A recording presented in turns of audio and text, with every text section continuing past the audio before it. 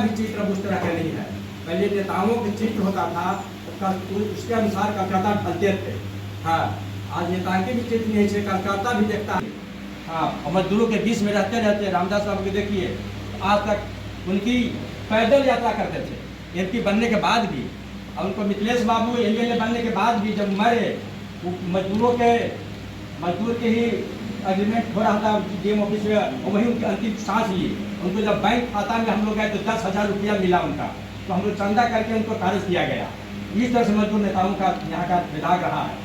तो उसी एक डॉक्टर जो हम लोग के साथ देने के लिए मैं इनको तहे दिल से अपने पार्टी की ओर से मैं स्वागत करता हूं कि आप उनकी हमें और सदस्यता करें और सक्रिय रूप से रहकर हम लोग के साथ देने का जरूरत है, विचार करने का जरूरत है, आपसी मतभेद को भुलाने का जरूरत है और कार्य करने का जरूरत है। दूसरी बात जो हमारे ये छोटे भाई चंदन जी बोले, बहुत अच्छी बात बोली कि यदि झुंड लगाने से कुछ नहीं होता, कौरव का सेना तैयार करने से भारतीय जनता पार्टी को कुछ नहीं मिलने वाला। यदि 5 व्यक्ति भी समर्पित रहें, पांडव जैसा सेना बनाए, तो भारतीय जनता पार्टी फिर से अगेन इस खुसरो में, इस 42 विधानसभा में अपने स्थान को प्राप्त कर सकती है, फिर से वापस आ सकती है अपने रंग में, अपने रूप में। तो हमको ऐसे समर्पित कार्यकर्ताओं की आवश्यकता है और उनको खुद से बनना है, कोई बनाएगा नहीं। यदि मैं डॉक्टर हूँ पेशे से, मुझे कोई दिक्कत नहीं है, मेरे पास 50 मरीज रोज आते हैं, मैं उनकी सेवा करती हूँ, मैं खुश हूँ सेवा करके।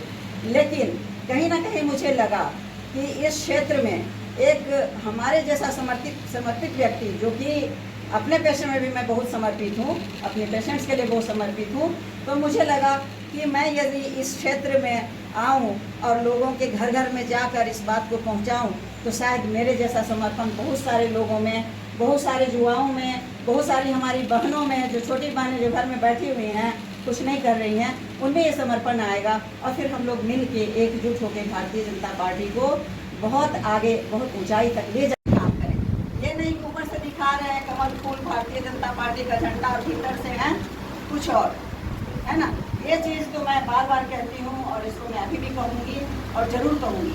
मैं अभी तक इसकी सदस्यता ग्रहण नहीं की हूँ, लेकिन मैं अंतरात्मा से भारतीय जनता पार्टी से मेरा विचार मिला हुआ है। मैं बहुत दिनों से संघ के साथ भी, संघ का विचार मेरे विचार से मिलता है, मैं उन लोगों के साथ भी जाती हूँ, मिलती हूँ और मैं हृदय से जुड़ी हुई हूँ। यही जुड़ाव सबसे बड़ा है और मैं अपने आप को सबसे सक्षम और सबसे उत्तम कार्यकर्ता के रूप में मानती हूँ, क्योंकि मेरे मन में कभी दो भाव नहीं आता, कभी दो विचार नहीं आता। ये नहीं आता है कि यदि इधर फायदा है तो इधर चले जाओ, उधर फायदा है तो उधर चले जाओ, नहीं। यदि एक किसी के साथ हाथ पकड़ा है तो उसी के साथ जीवन निर्वाह करना है। इन्हीं शब्दों के साथ मैं अपनी वाणी को ज्ञान देती हूँ। Thank you so much. दुकान है अनिल जी का, वहाँ पर प्रत्येक दिन बैठते थे।